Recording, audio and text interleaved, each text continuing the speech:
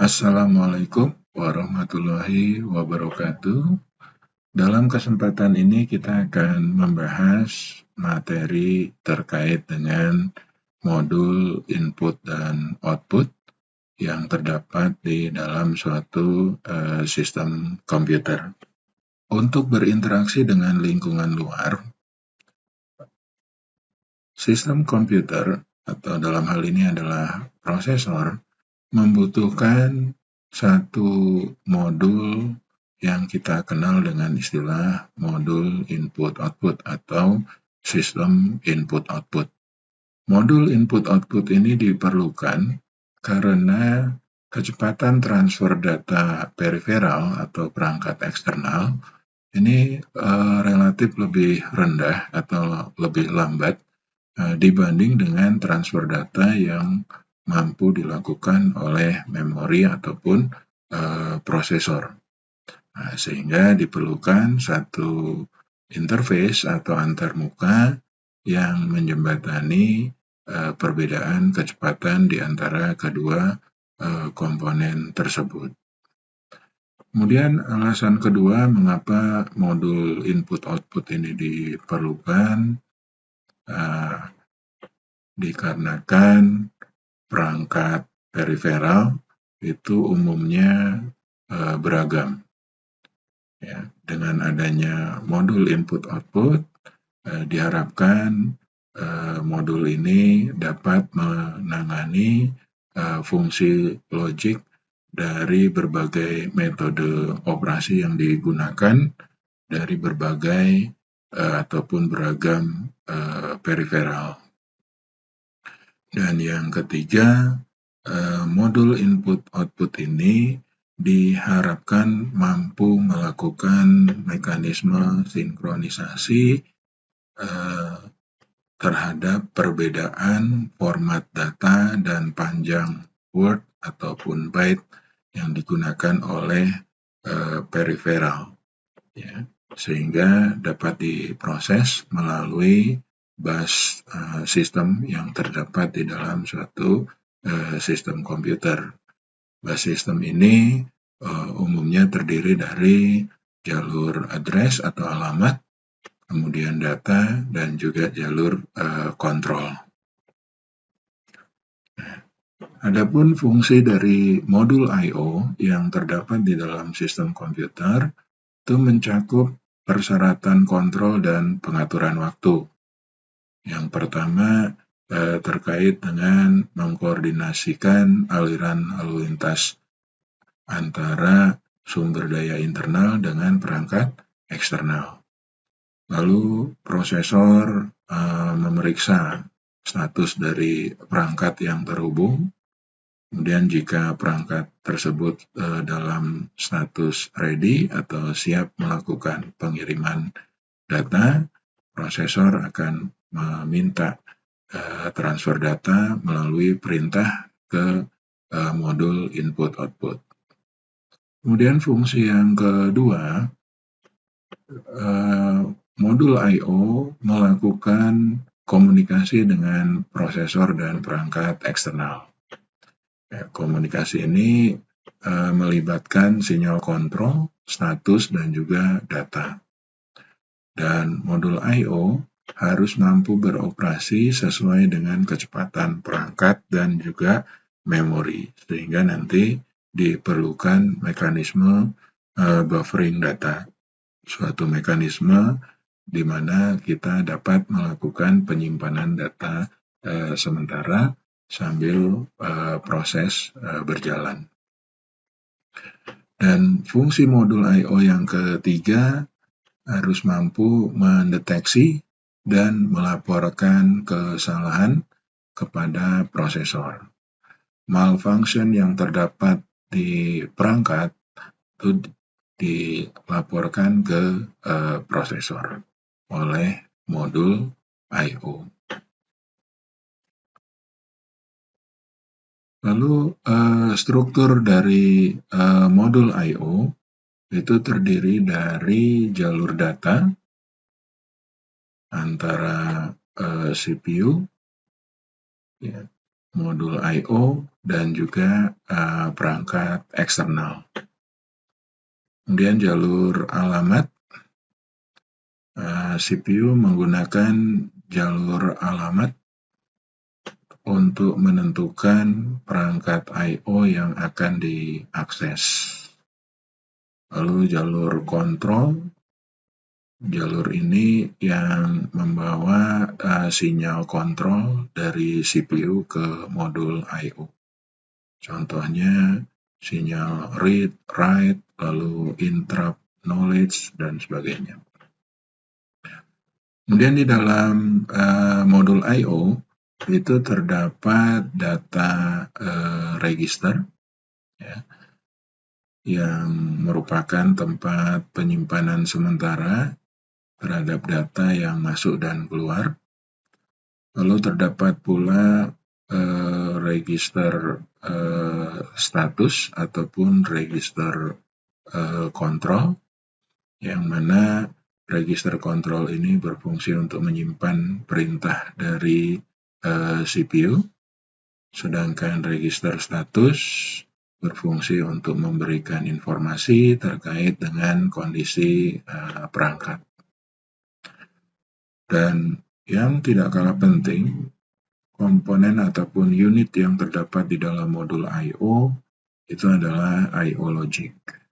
Dia berfungsi untuk menerjemahkan sinyal yang diperoleh dari CPU melalui jalur kontrol ke dalam bentuk instruksi yang dipahami oleh perangkat-perangkat eksternal.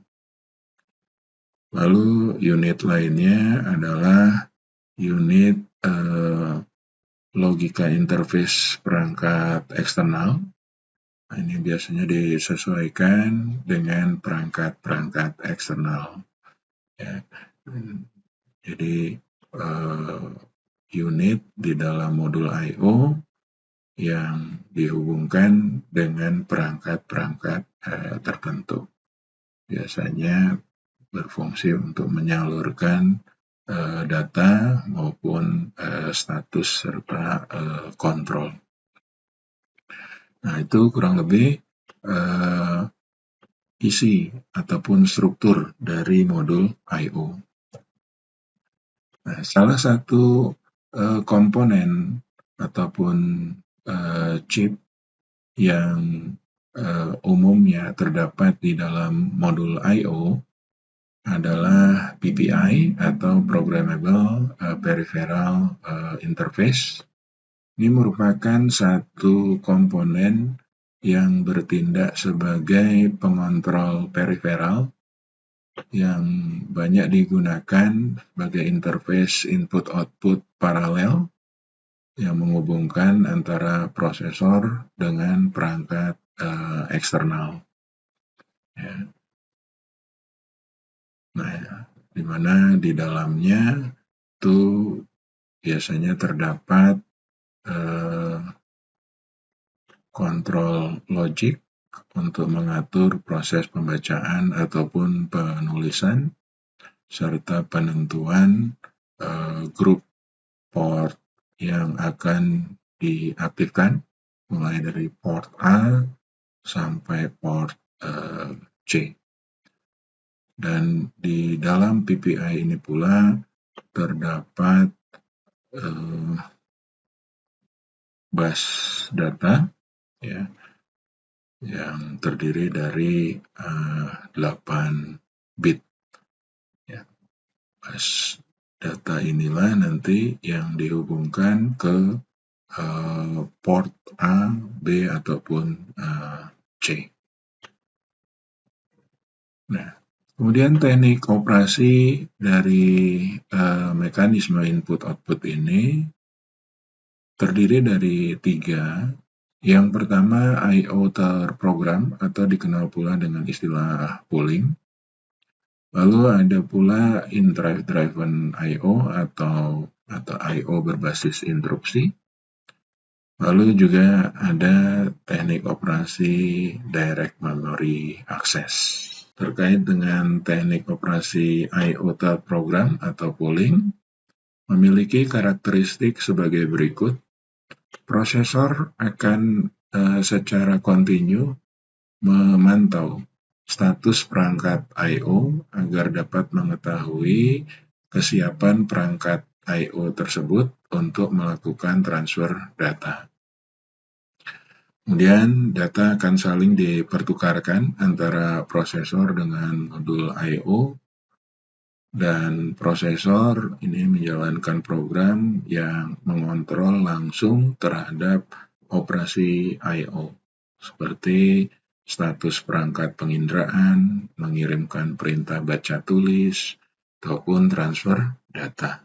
Kemudian mode pengalamatan yang digunakan ada dua jenis, yakni memory map I/O dan isolated I/O. Mode pengalamatan ini digunakan karena modul I/O pada umumnya terhubung dengan banyak perangkat, dan setiap perangkat itu perlu memiliki alamat unik sebagai pengenal. Mode pengalamatan yang pertama, memory map I/O, ini memiliki karakteristik sebagai berikut. Memori dan perangkat I/O ini akan memanfaatkan ruang alamat yang sama. Jadi dari space alamat yang tersedia untuk memori, sebagian dimanfaatkan untuk alokasi alamat I/O. Ya. Sedangkan untuk mekanisme yang kedua, isolated I/O, antara perangkat I/O dengan memori ini memiliki ruang alamat yang terpisah. Jadi alokasi memori address tersendiri, begitupun juga dengan I/O address space-nya. Nah, sehingga ruang alamat atau alokasi alamat di memori itu tidak digunakan untuk alokasi alamat I/O. Nah, ini ada contoh beberapa alamat I/O, ya, mulai dari 000 sampai 00F. Ini biasa digunakan untuk DMA controller, ya. Kemudian untuk game controller kita menggunakan alamat 200 sampai 20F. Untuk serial port kita gunakan 2F8 sampai 2FF. Nah, itu contoh alokasi alamat untuk modul I/O. Kemudian teknik operasi yang kedua, I/O berbasis interupsi, memiliki karakteristik sebagai berikut. Prosesor memberi perintah I/O ke modul dan kemudian melanjutkan pekerjaan lain. Ketika modul I/O telah siap untuk bertukar data dengan prosesor, maka modul I/O itu akan mengirimkan sinyal interrupt ke prosesor sebagai penanda terhadap permintaan suatu layanan. Ketika menerima permintaan layanan, prosesor akan mengeksekusi proses transfer data dan kemudian melanjutkan pemrosesan yang sebelumnya. Dan teknik operasi I/O yang ketiga ada I/O yang menggunakan direct memory access. Nah, ini suatu mekanisme yang memungkinkan modul I/O untuk mentransfer data secara langsung dari ataupun ke memori utama. Ini biasanya memanfaatkan komponen DMA controller yang merupakan unit control berfungsi sebagai interface antara bus data dengan perangkat I/O. Nah, DMA controller ini juga berisi unit alamat yang menghasilkan alamat dan memilih perangkat I/O untuk transfer data. Ya, mekanisme kerja dari direct memory access bisa kita contohkan sebagai berikut. Yang pertama, ketika CPU memberi perintah ke device driver untuk melakukan transfer data dari disk ke buffer yang terdapat di suatu alamat X di memori. Nah, kemudian device driver tersebut memberi perintah ke disk controller untuk mentransfer sejumlah byte dari disk ke buffer yang terdapat di alamat X suatu memori. Nah, selanjutnya disk controller memulai transfer DMA, ya. Kemudian disk controller mengirim data ke DMA controller, dan DMA controller selanjutnya akan menyalurkan data langsung ke memori atau ke buffer X tadi. Ya, kemudian DMA memberikan sinyal ke CPU jika prosesnya sudah selesai. Itu kurang lebih cara kerja dari DMA. Kemudian teknik operasi I/O yang merupakan pengembangan dari mekanisme DMA ini dikenal dengan istilah I/O channel. I/O channel ini merupakan pengembangan dari DMA, ya, dengan menambahkan kemampuan eksekusi. Jadi di I/O channel ini memiliki prosesor tersendiri dan juga memori serta instruksi tersendiri, sehingga dapat juga dianggap sebagai komputer mini, namun fungsinya dikhususkan hanya untuk mengatur transfer data antara memori dengan perangkat I/O. Ya. Jadi prosesor yang terdapat di dalam modul I/O channel ini dikenal dengan istilah channel processor. Ya, digunakan khusus hanya untuk mengelola input-output saja. Kemudian arsitektur dari I/O channel ini ada dua jenis. Yang pertama ada selektor channel. Satu kanal I/O ini hanya bisa melayani satu perangkat saja dari awal sampai akhir operasi transfer data. Jadi fokus ke satu perangkat I/O saja. Nah, kemudian jenis yang kedua, multiplexer channel, ini melayani banyak perangkat secara bergantian. Jadi berbagi kanal dengan melakukan pembagian terhadap penggunaan waktu dengan melakukan mekanisme time sharing, sehingga dapat melayani beberapa perangkat I/O secara bergantian. Nah, itu kurang lebih summary ataupun gambaran umum terkait dengan materi modul input-output yang terdapat di dalam suatu sistem komputer. Ya, terima kasih, mudah-mudahan bermanfaat. Wabillahi taufiq wal hidayah. Assalamualaikum warahmatullahi wabarakatuh.